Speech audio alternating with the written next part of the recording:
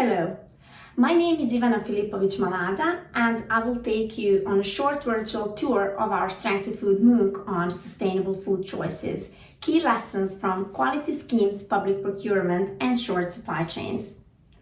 As I believe you already know, MOOC stands for Massive Open Online Course, and this type of distance learning has gained remarkable attention in the last decade or so. But why we decided to create a MOOC of our own? While Strength2Food team is made mostly of academic partners and scientists who did a 5-year research in these specific areas: food quality schemes, public sector food procurement, and short food supply chains. In addition to providing recommendations for policymakers based on our results, we felt that in order to make real, enduring changes towards sustainable food chains, we needed to communicate our key messages to average consumers.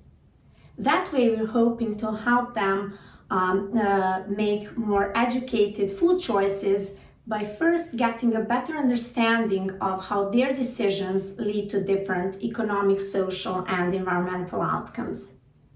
So all of our materials are based on pure, trustworthy science, but are translated into easily digestible, accessible to all, concise, and what we hope are interesting materials. Let's now see how the course actually looks.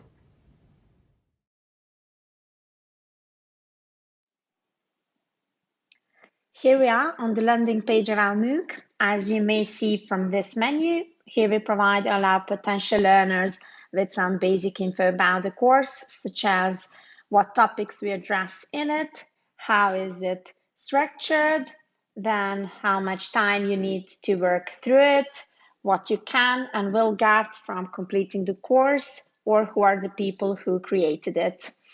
Please notice that there is a learner review section, which might be of help if you want to see firsthand from people who completed the course what you can expect and if they found it useful. And now let's get started.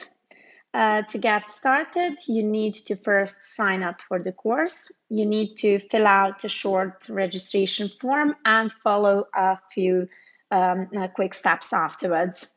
When signing up, you will choose a username to identify you in the course and for your fellow learners to recognize you in the discussions, for example. So only your username will be visible to others. Your real name will only appear on your certificate of completion, which is issued once you once you complete all steps in the course and fill out a short feedback form. So we're in. Let's start from the top. In this menu, we've got Home, which takes you back on the landing page, and then Support. If you're experiencing troubles of any kind, it will take you to the bottom of the page, and here you'll find the email where you can direct all your questions and communicate with our help and support team. Then there are notifications.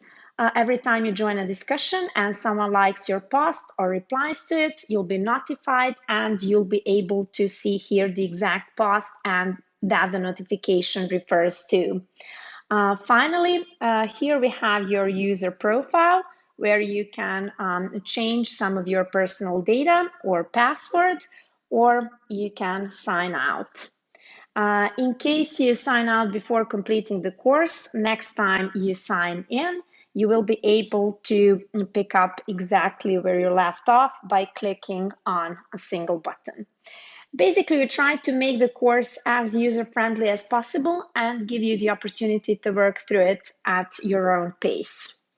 Moving on to the main menu with these 3 tabs: To Do, Discussion, and Progress. This is the joint discussion board where all members are invited to share their course-related thoughts and opinions at any time.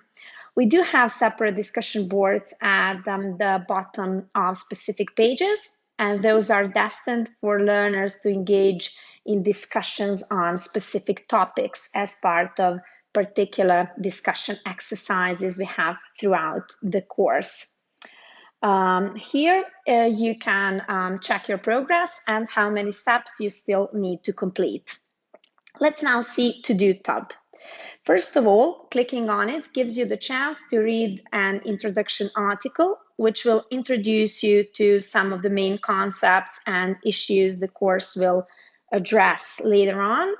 And you'll be invited to exchange your first thoughts with fellow learners in the forum.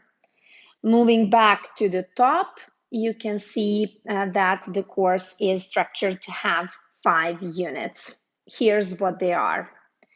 We start with food quality labels. In this unit, you will discover what they are, what is the meaning behind European food quality schemes, and how they can help you make the right choices for you and your family.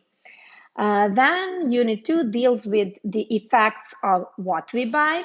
We explain the concept of sustainability, something that we hear often about these days, and see what impacts quality labels that we learned about in Unit 1 have on local economies, communities, and the environment.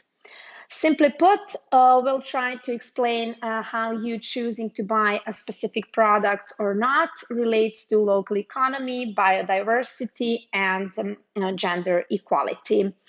Next, in Unit 3, we talk about the effects of where we buy food. You will get familiar with some alternatives to shopping at supermarkets or hypermarkets. We'll also get you acquainted with the term supply chain and what can be the benefits of buying locally produced foods, if any.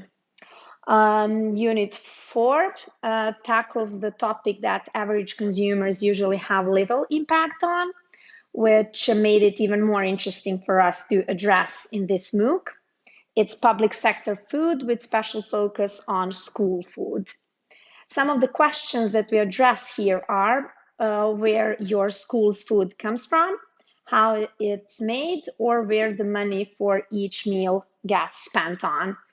Also, we tackle the questions of how much of that food is wasted and what does this mean for losses in nutrition, cost, and for the environment. In this final unit, Unit 5, we recap the main points from the course and draw some conclusions. Hopefully, these conclusions will inspire and encourage you to rethink some of your choices, look at things from another perspective, and make your own decisions. In the final part of this short course presentation, let's also see some of the actual contents and materials. Let's take as an example some Unit 3 steps. As I said, we made sure to integrate a lot of interactive features to make this learning process as fun and engaging as possible.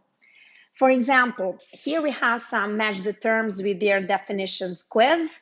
So instead of passively reading about or listening about different forms of short food supply chains, we made sure to engage you in the process of learning and make it as fun as possible.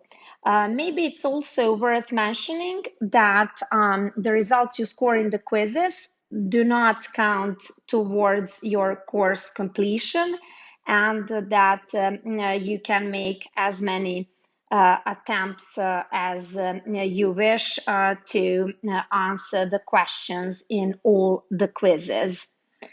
So upon submitting your answers, you'll also see the pictures illustrating these short food supply chains.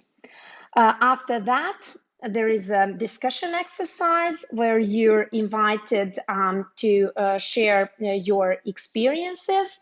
Again, interactive.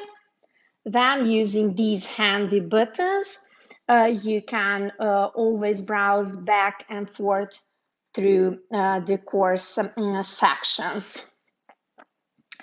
Okay, here we have next short quiz where you choose main reasons for shopping food via short food supply chains.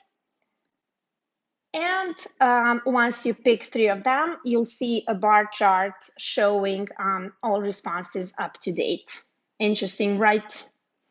Then this is followed by a video where we present some of our innovative actions, then pictures, diagrams, and when talking about visuals, what better way to summarize key points than an infographic?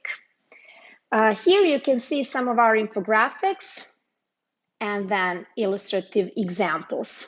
The approximate time you need to work through all these main course materials is 75 minutes.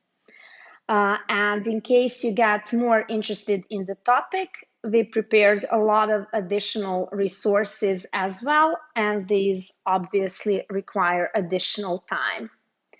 So hopefully by now you managed to get the idea of how the course looks.